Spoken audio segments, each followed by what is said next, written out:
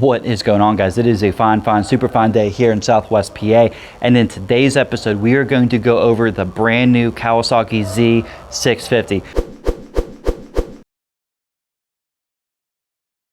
But before we get into all that, I do want to give a huge shout out to Addison and all the other great staff here at Mercedes Motorsports for letting me show you these bikes. They've opened up their entire dealership to me.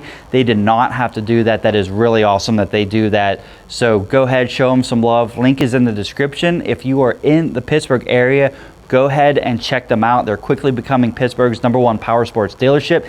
But in today's episode, we are going to be looking at the Kawasaki Z650. We already did a video about the Ninja 650 and the Z650, comparing and contrasting them. So if that's something you want to see, go ahead and check out that video. It'll be in the playlist, or it'll be in the description. It'll be somewhere. But there are differences between these two bikes. Now, I'm not really going to get into them, but very quickly going over them in case you missed that, in case you don't know. Obviously, the Z650 is naked, and this is all fairinged out. The other differences too, though, are the body position and handlebars. This is a lot more raised up. The triple clamp is the handlebars are situated above the triple clamp and below the triple clamp on the Ninja 650. So a little bit more aggressive.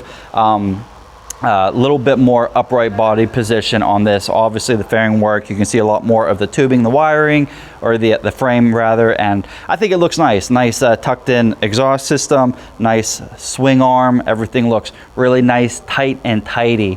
So I think the first thing I want to do, I just want to look over the bike real quick, just kind of show off the bike a little bit, give my kind of first impressions. And to be honest with you, I never really paid attention to the naked class. I never really liked them, to be honest with you. I didn't like how they looked. I just didn't appreciate how they look. But I can tell you, by riding naked bikes, I rode the Z900 for a little bit. I rode the MT10, which is an insane motorcycle. I really appreciate the body position or the ergonomics, because that is like the big difference between these two bikes. A lot of people say, oh, they're the same exact bike. This has fairings, this doesn't have fairings. Not true, man, not true. The body position is different. It might be slight, it might not be that big of a deal for the 650 class, but it's fine to evolve for them. The 900, they don't make 1,000 anymore, but the 900, or if you do a liter naked bike like the MT10 and bikes like that, it does become a lot more noticeable. And that's the big difference between a fairinged motorcycle like a sports bike and a naked bike. It's not just aesthetics, it really is the ergonomics. One thing I do wish that they would have done was tuned the engine a little bit different. So, you know, we'll just kind of get into the video. The bike looks great. I love how it looks now, but, you know, starting to get into the video, this is a 649cc 4-stroke 2-cylinder engine. It's a parallel twin. It's liquid cooled. It cranks out 67 horsepower at 8,000 RPMs and 48.5 foot-pounds of torque at 6,700 RPMs. So you are in that low to mid-range level of torquiness. I kind of wish that they would have tuned this engine a little bit different to be extra torquey in the lower power band. They do change the tuning of the bikes between the Versys and the Vulcan. I can't remember exactly what the specs are on that, but I can list them if you're interested. So they do tune the engines a little bit different, but in this case, they are the same. 649 liquid cooled parallel twin engine. Again, 67 horsepower, 8,000 RPMs, and 48.5 foot-pounds of torque at 6,700 RPMs. So again, you got that mid to low level range. As far as weight and height goes on this bike, well, not necessarily height of the bike, but seat height on this bike is 31.1 inches. So I'm about 32 inches, about 31 inch inseam. so I can easily flat foot this bike, no problem. It is a super comfortable bike.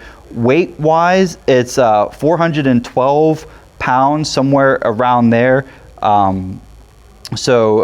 Wet is what that means. Curb weight, wet weight, same difference. So it's about 418 pounds. It's about 10 pounds lighter than the Ninja 650. Again, not trying to compare the bikes because we already did that, but since this is right here and I'm looking at it, it's easy to, 422, 425 pounds, about 415 pounds. So almost the same weight.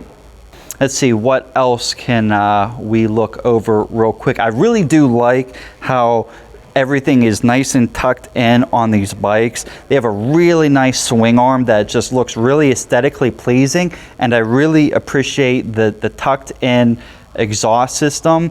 A lot of people change the exhaust. I get it, whatever. It does serve a purpose though, because it really centers that weight low and center on these bikes, so it makes it very flickable, makes it very easy to maneuver the bike around. So be warned, changing that will affect a little bit of the riding style. I don't know how much, I've never done it, but I'm assuming, this whole exhaust system weighs, I don't know, I'll flash it up here, and your standard exhaust, let's say you do the full thing, weighs, whatever that weighs.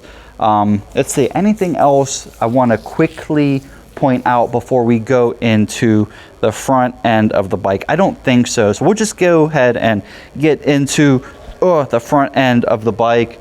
So we do have dual 300 millimeter pedal style rotors. Pedal style is these little holes, and the actual pedal look to the rotor itself.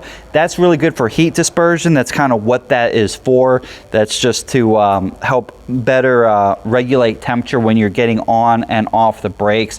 Again, dual rotors in the front, so a lot of stopping power. To be had on this bike. As far as like tires go themselves, the front is a 120/70/17 and the rear is a 160/60/17. You do get Dunlop Sport Max. Are these Dunlops? I believe. Yes, you do get Dunlop Sport Max Road Sport 2 tires. That's a tongue twister. Very nice tire. It's more of a like beginner sport tire kind of deal. Not necessarily an all-weather tire, but you can run it as that. Just got to be a little bit more careful with it. A lot of life in these tires. They actually are really good tires. Obviously, when I bought my Ninja 650, it came with that, and I think I got about 8,000 miles off of them. Probably a little bit more than I should have, to be honest with you, but it just kind of is what it is. So good tires in the front and in the rear. And the rear, as far as like braking system, we do have a single 220 millimeter pedal style. Again, got the whole pedal style rotor system going on. 160/60/17s again for the back. Single piston, or single pedal style in the rear. This one does have ABS. The way to tell if it has ABS is, quite frankly, it says ABS right here on the front of the bike. You can see it right here. I was just kind of looking back and forth right here. So this model does have ABS. That does jack up the price a little bit.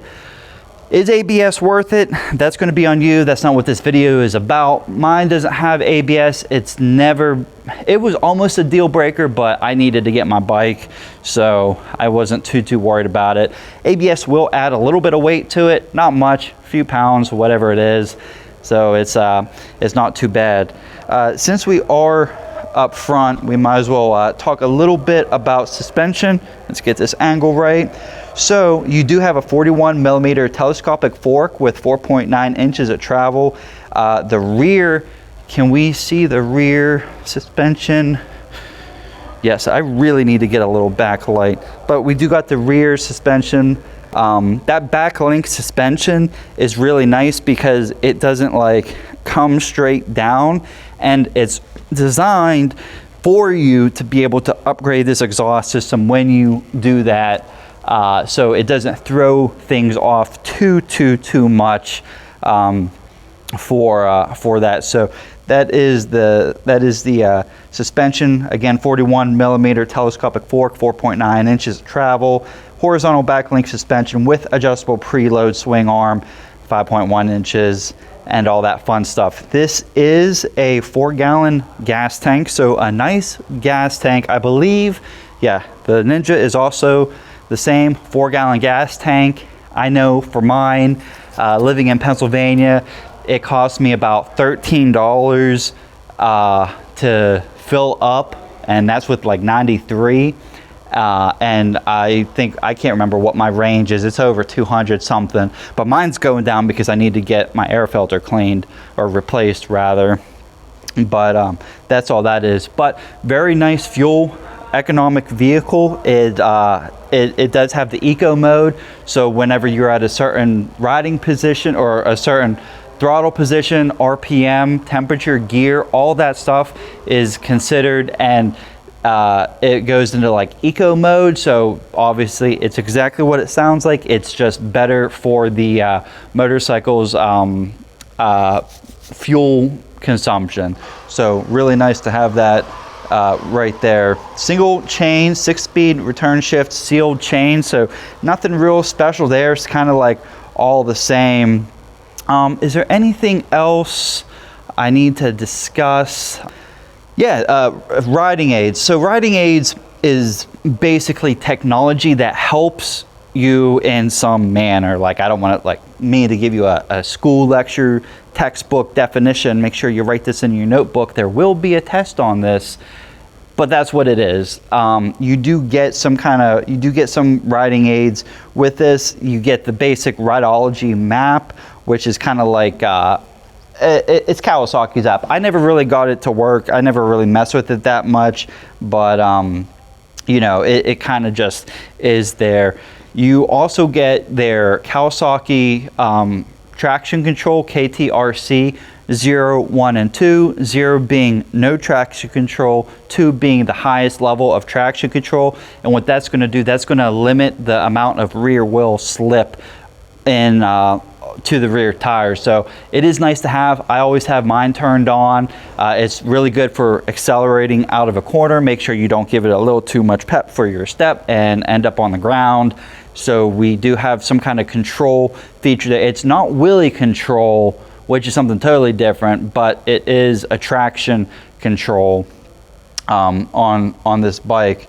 You also do get analog braking system, which we already talked about, and you do get the eco mode, which we already talked about. It does have an assist and slipper clutch. So those are two things. I know it's kind of said in like the same sentence, assist, slipper clutch, but the assist means that it's very easy to pull in the clutch. You can do it with one finger. I can do it with one pinky, so it makes it very easy to pull in the clutch. And the slipper clutch is a safety feature that pretty much that's what limits rear wheel slip. I think I misspoke before and said the the analog braking system or the traction control does do that, but the slipper clutch is what really assists with rear wheel slip. So what that basically means, if you're a brand new rider,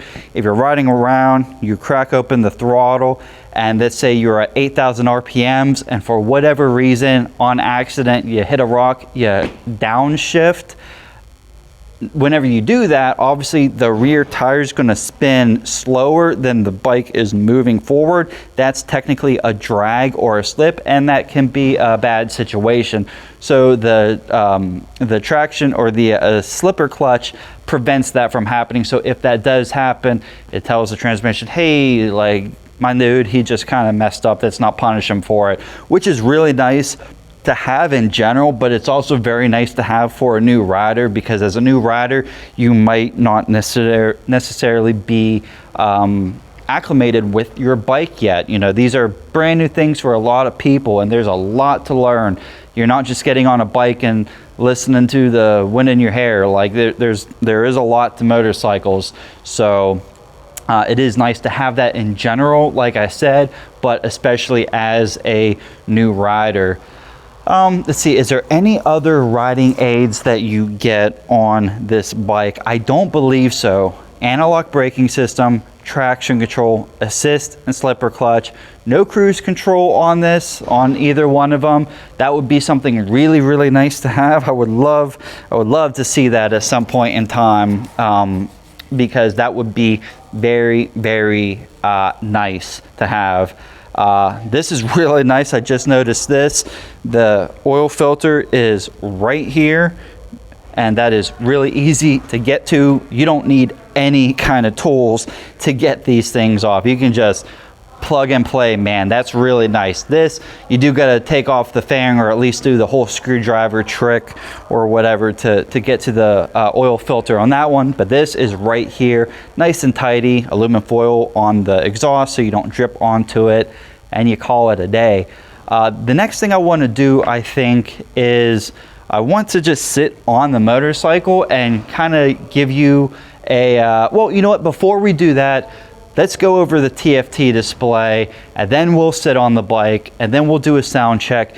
You will like, share, subscribe, and click the next video, and we will just keep it moving. I'm kidding. You don't have to do that, but you should like, share, and subscribe. It's crazy how much that actually does help me, guys. Like, and it's easy to do, man. I watch YouTube all day, every day, especially on my TV, because I got to click up, then I got to scroll over, hit like it's a pain in the butt sometimes. I get it, but if you really do enjoy the content, it really does help me, and it really does let me do this. So the more you like, the more I get to do this, and everybody kind of wins. But yeah, let's sit on the bike, do a TFT display, and you guys will be on your way down to Mercedes to pick up your brand new Z650 or your Ninja 650. And yeah, it's a great way to stay in shape. So just quickly sitting on the bike real quick, just give you a first person point of view of what everything looks like. A nice tight gas tank. My feet sit very nice tightly into it. 4-gallon gas tank. Again, the display up here is much wider, not much wider, but it is wider than, like, say, the Ninja 650, so your body position is a little bit different. The displays, let's actually take the camera off this so I can do this.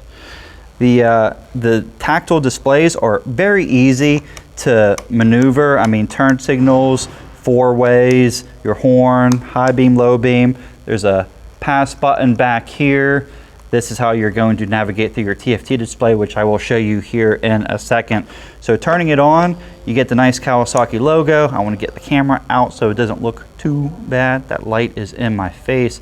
So off the bat, a really pretty TFT display. I think it's like 4.9 or 5.1 inch TFT display. A lot of information on here. Obviously, you have your gear indicator. You have your fuel indicator here. You have your speedometer and tachometer, your time. You also have your, sorry, I was trying to adjust that. You also have like a top and lower part of your TFT display. So your top part is trip A, or trip B in this case, and we are going to cycle through with this up button. So trip A, odometer has 2 miles on it. I want to get the camera without getting everything in there. Trip A, trip B, odometer. Pressing down on this button, you get your total time, you get your battery, miles per gallon, average miles per gallon, your range, average speed, and your total time, battery, all that fun stuff. So very easy to navigate. Again, it's just up and down. Putting your select button is going to indicate or start your traction control. So you see it flipping now. I hit select, and if I go up, it'll turn it off. And if I scroll down, it'll go to 2. So you're not cycling like 1, 2, off, 1, 2, off. It's an off mode. We're gonna scroll down, and now you are in 1 and 2. Select again. Now we are in 2. There are other settings to get into on this bike. If we hold these 2 buttons together, just like so, we come into another display. Again, we're going to navigate this to, not that actually, through this here. So this left button goes up, down, and all that fun stuff. And then to actually select it, you will hit this. Let's see if I can do this real quick to show somebody, because I've had a lot of people ask me about this. If you go to vehicle settings, and then you scroll down to engine speed, this is actually where you will adjust your limiter. So let's just hit this and get out of this, hold both of them in to get back to your regular display. So what that does is, like, when you first get your bike, it's like set like to like 4,000 or something, and then it starts flashing. What I just showed you is how to bypass that and to change it to whatever you want. You really shouldn't mess with that until you are out of your break-in period. Whether or not you should or shouldn't with your break-in period, that's kind of on you. But yeah, you do with what you want. If you hold down the bottom arrow, you will actually change the backlight to white, to dark again. This screen is also dimming, like auto dimming. I notice whenever I'm in like a more of a dark area, the screen will change a little bit as far as all that goes. I do want to show you the lights real quick, because we'll turn on our 4-ways, because this is pretty much it for the display. It's very simple. There's not a lot going on. Great for beginners because it is it's just kind of right there. One thing I do want to notice before I said step on is the mirrors. You guys know how I am about my mirrors. The mirrors are a little bit, I got about 50% presentation in my mirrors, if I'm being honest. The Ninja has much better mirrors than this. I think if you put bar end mirrors on this, something to kind of get out here or down here, it would be a lot better. Usually I don't recommend or say to change, but in this case I would personally change that. I mean, it just seems like there's a lot, well, no, not really. Maybe not 50%, maybe 30%. That I can see myself in, but the mirrors aren't horrible. They are just a little weird. I'm not used to mirrors being on the fairings themselves. You lose visibility when you get tucked in on the bike, but that just kind of is what it is. Quickly looking over the lights on the bike, again, we have beautiful LED lights in the front, LED turn signals. When we look at the rear, we do have, again, LED turn signals. If I hit my brake, we got LED turn signal or LED backlights. And this, I mention this all the time, so if you know what I'm about to say, you can sing along with me. Kawasaki did a really good thing, or smart thing, with their lights, because the temperature of the lights is directly proportional to optimal visibility for your eyes, or rather the perception of images. So one of the things that happen when you're riding is you ride at night, and sometimes you're riding and you can't see what is right in front of you. Is that a stick? Is it a dog? What is it? This helps you really identify that, and I can attest to that. It really does work. It is a legitimate thing. I really like the lights, and I like the front end of the bike too, just how that looks. I wonder if the bottom are my high beams. Let's see, let's learn this together. It is. Where's the, oh, there it is. Yeah, so the high beams are underneath of it. That's pretty interesting. It looks really nice. Again, I really do appreciate the whole styling of the bike. It's called Sagami, right? Where this looks like a head and it's like in a crouching position, and the rear crawl sits a little bit higher. So you do have not an angle with you actually sitting on the bike, but an angle and presentation. So what that's going to do is, again, it's called Sagami. It's like Predator. It just gives it a mean looking aesthetic, which is kind of the point of naked bikes. They're fast, they're torquey, they're peppy, they're aggressive, they're fun, and this bike definitely delivers in all those aspects. So I think the next thing I'm going to do, I'm going to actually sit on the bike, show you me sitting on the bike and how this all looks and all that fun stuff. And yeah, we'll wrap this video up and have you guys on your way.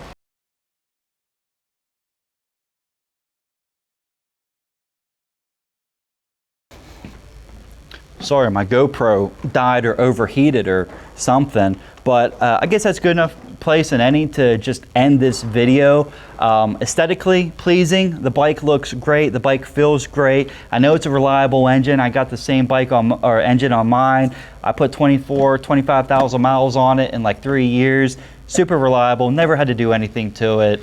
So you're going to get a very reliable motorcycle, that's for sure. Again, if you live in the Pittsburgh area, go ahead and check out the website for Mercedes. You know, peak riding season, it's June. Let's get you on two wheels, man. Come in, leave happy. Like that's freaking go, man. But thank you guys so much for watching. I really do appreciate you watching this video. If you want to see more content, best thing to do is like, share, subscribe. Go ahead, check out the playlist. I got a lot of Kawasaki's that we did. So anything you want to see, go ahead, let me know. Again, the easiest thing to do is jump on Mercedes website. Let me know what you want to see. We can always make that work, and I could work with all these guys up here. Everybody is super useful or super friendly. So yeah, let's go ahead and get it going. But I'm going to get off here. Again, thank you guys so much for watching, and I will see you in the next one.